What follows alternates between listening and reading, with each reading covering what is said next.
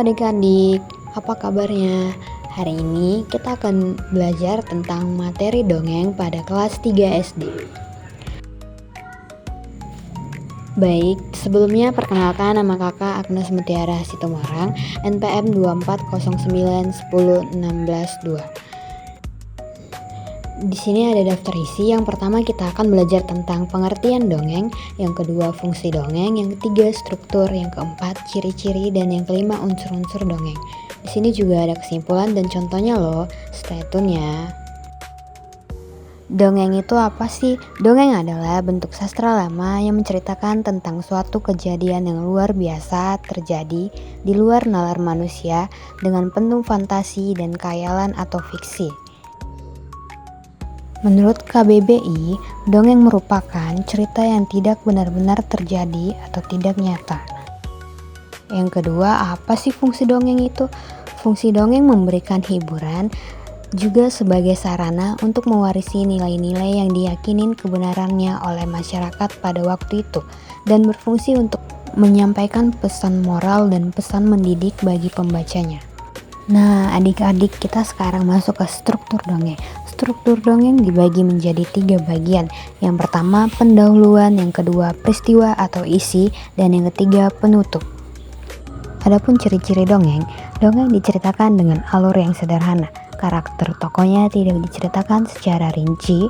Pendahuluan singkat, lebih menekankan pada peristiwa atau isi.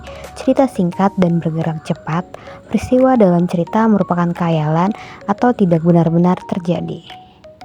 Nah, adik-adik, kita masuk ke unsur-unsur dongeng, yaitu unsur intristik.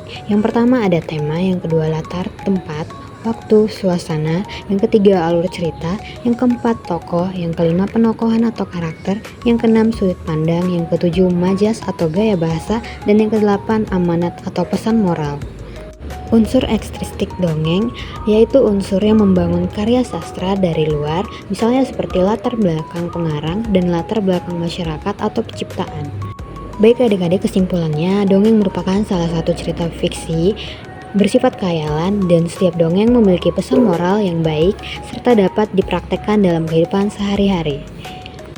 Berikut contoh cerita dongeng, disimak ya adik-adik. Kisah semut dan belalang. Pada suatu hari di musim panas, di sebuah ladang di hutan yang rimbun, seekor belalang sedang melompat-lompat riang, berkicau dan bernyanyi sepuas hati. Pada saat itu, seekor semut lewat, membawa dengan susah payah butir jagung yang dia bawa ke sarangnya. Hei semut, kamu sedang apa?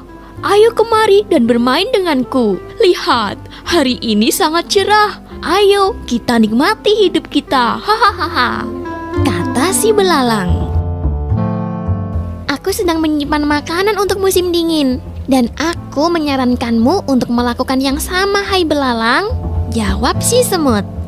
kenapa repot-repot menyiapkan makanan untuk musim dingin? Musim dingin masih lama kan? Lihat, banyak sekali makanan saat ini. Ini tidak akan habis, semut. Tapi semut tidak memperdulikan ajakan si belalang. Dia melanjutkan perjalanan dan melanjutkan kerja kerasnya.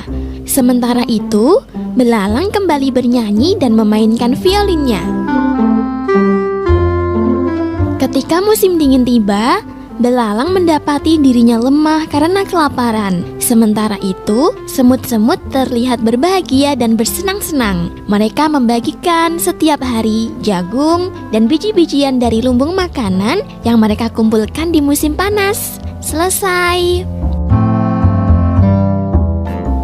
Hai adik-adiknya Yuta. Kisah semut dan belalang ini mengajarkan agar kita selalu bekerja keras untuk mendapatkan kesuksesan di masa yang akan datang loh. Menabung untuk sesuatu yang kita inginkan di masa yang akan datang adalah sesuatu hal yang baik.